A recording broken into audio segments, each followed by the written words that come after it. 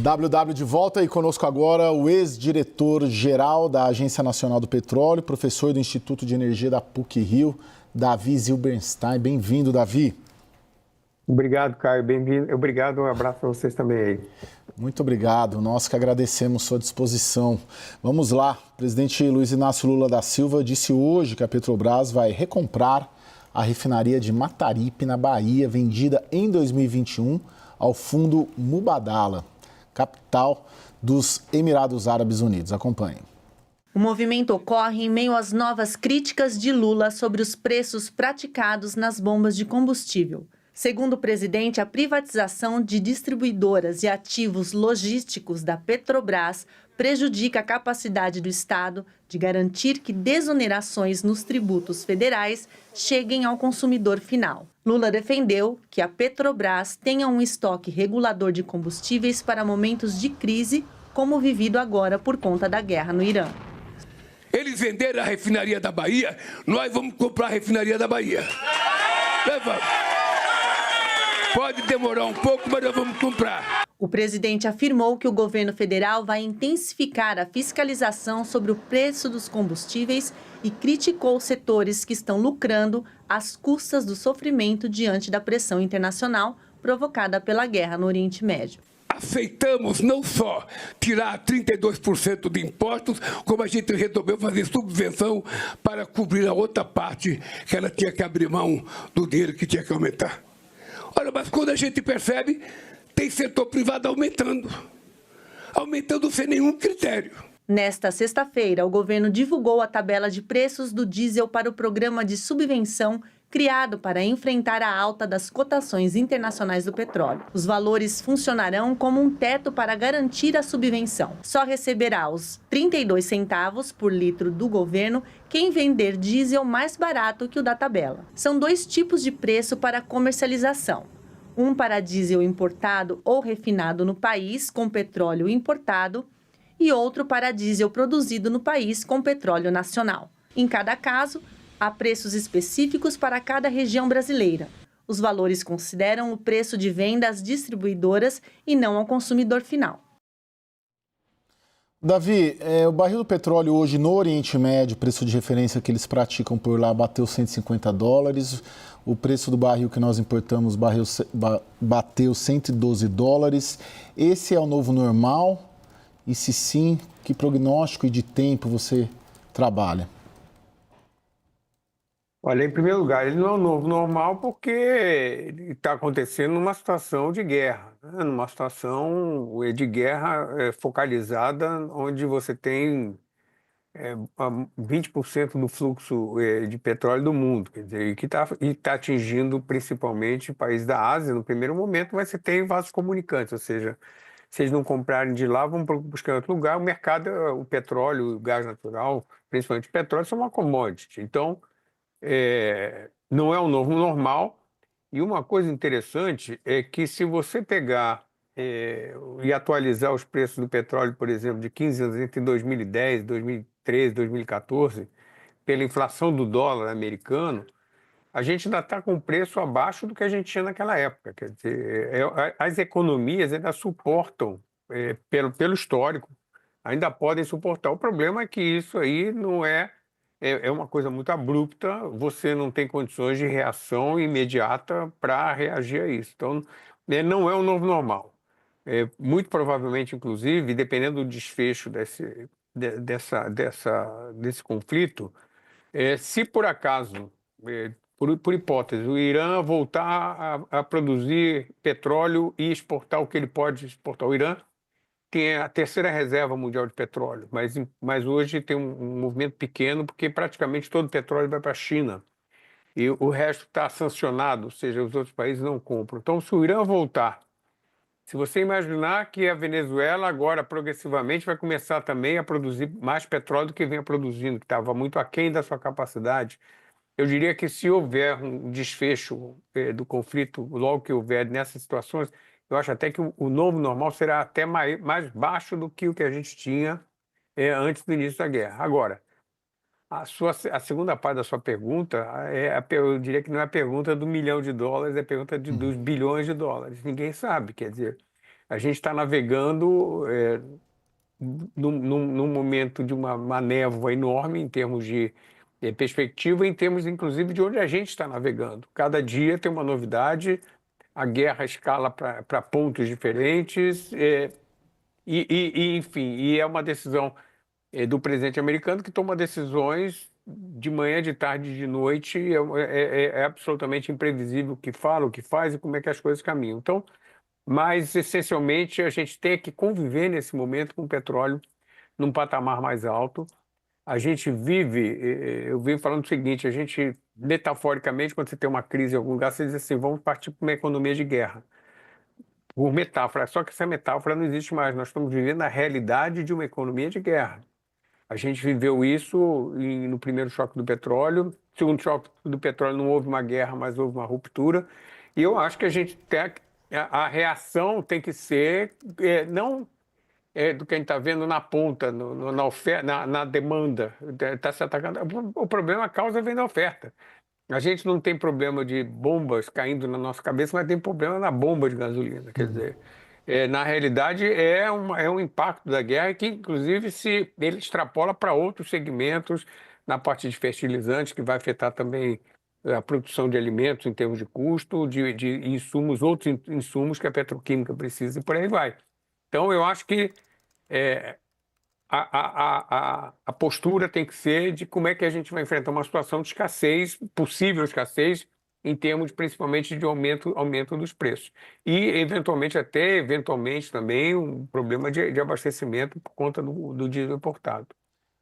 Thaís, o Davi já sugere ali trazer um debate um pouco para o Brasil. Hoje você, no seu programa, no Hora H, você trouxe o CEO da Vibra, que é a maior distribuidora do Brasil, e a gente viu ali na reportagem o presidente Lula, de certa maneira, esse está sendo o discurso do governo de atacar as distribuidoras. Como que elas estão reagindo? O que você sentiu ali daqui em diante eles?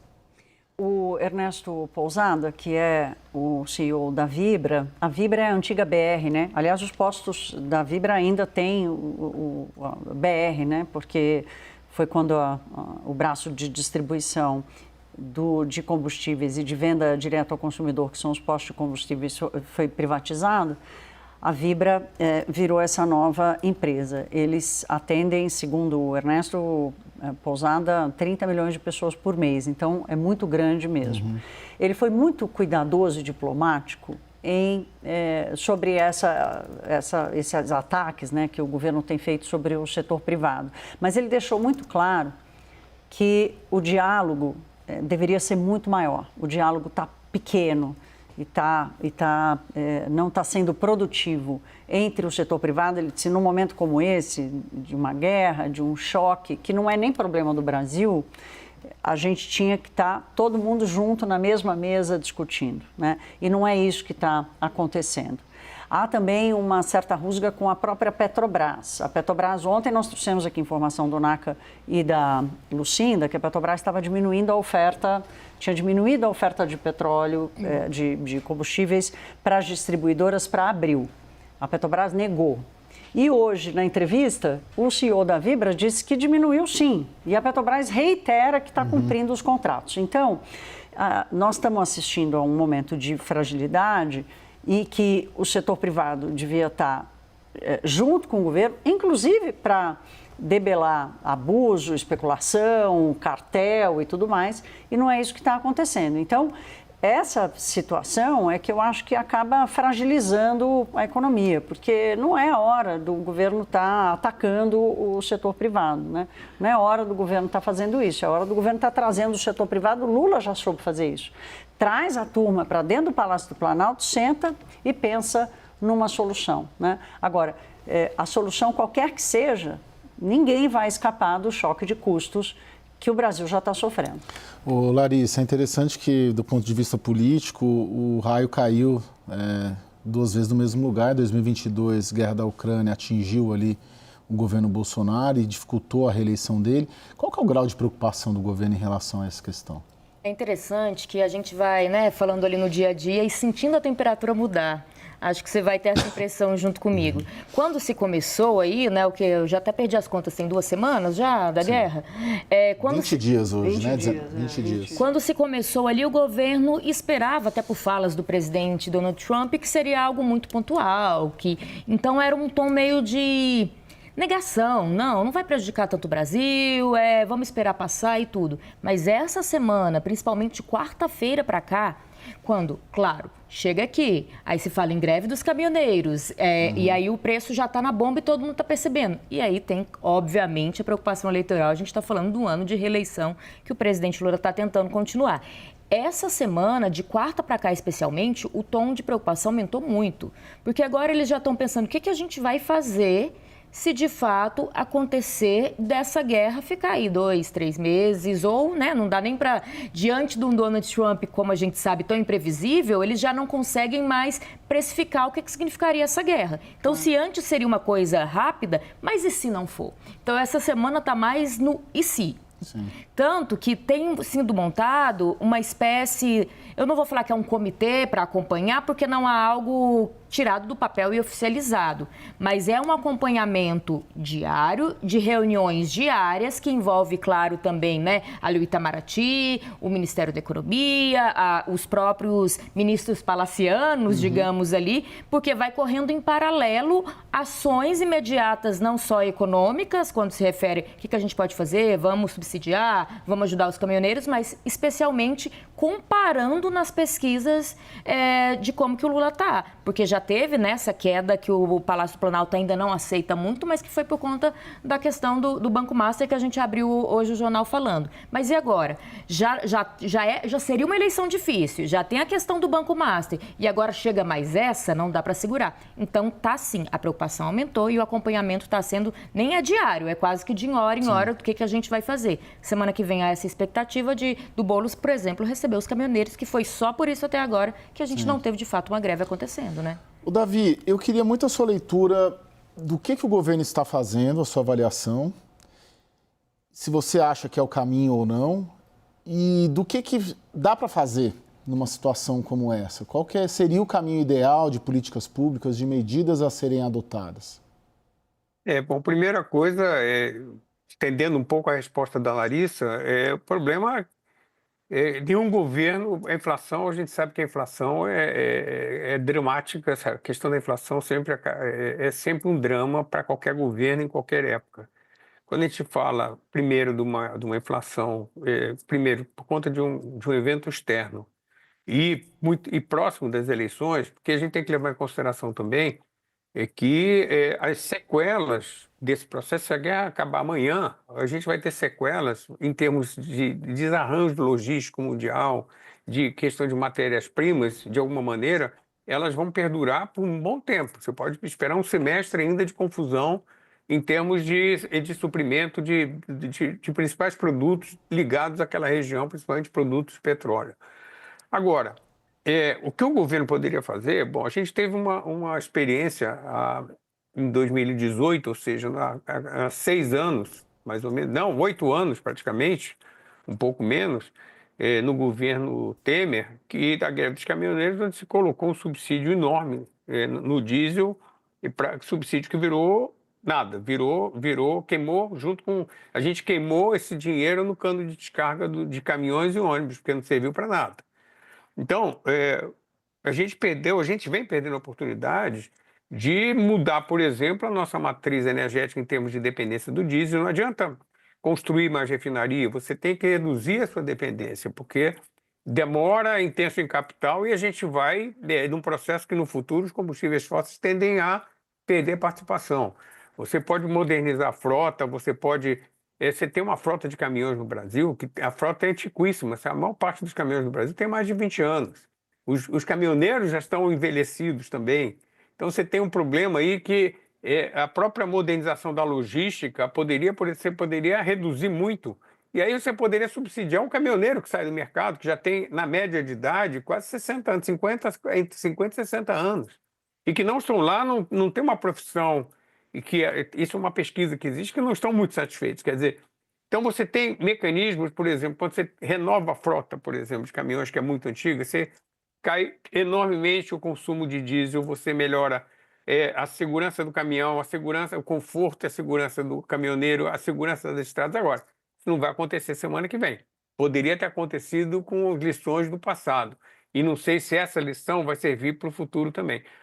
O que acontece foi o que eu falei no início, e a Thaís colocou isso muito bem, a gente tem uma realidade de custos que alguém paga a conta. Não tem como não pagar a conta. São custos que vêm de fora e que essa conta tem que ser paga. Se vai ser o contribuinte ou vai ser o consumidor, sendo que o consumidor também é contribuinte, e a gente tem uma questão aí que pesa muito, por exemplo, no transporte de pessoas, no transporte de cargas, na colheita da safra agrícola, enfim, mas alguém tem que pagar a conta e, na minha opinião, há um foco errado quando se coloca, por exemplo, a gente não tem um cartel de distribuidoras, a gente não tem um cartel de postos, a gente tem dezenas de milhares de postos de gasolina, a gente tem um mercado que as distribuidoras claramente não é cartelizado, quer dizer, então a gente tem um mercado bastante competitivo. E o que dificulta muito você, primeiro, o que é o conceito de preço abusivo? O que é abuso no mercado onde você tem oferta e demanda? O que é, por exemplo, como é que você vai fiscalizar 40 mil postos de gasolina? E por aí vai.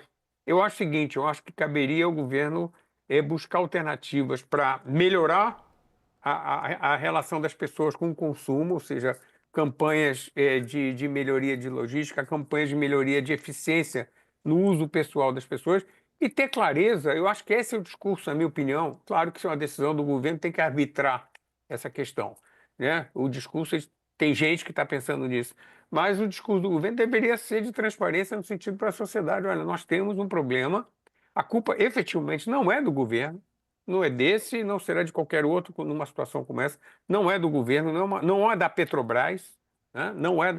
Então, eu acho que o que caberia agora é dizer para as pessoas, olha, estamos nessa situação. Isso está acontecendo no país da Europa. Nos Estados Unidos, onde você tem a gasolina que estava $2,5, 2 e pouco o galão antes de começar o conflito, já está perto de 4.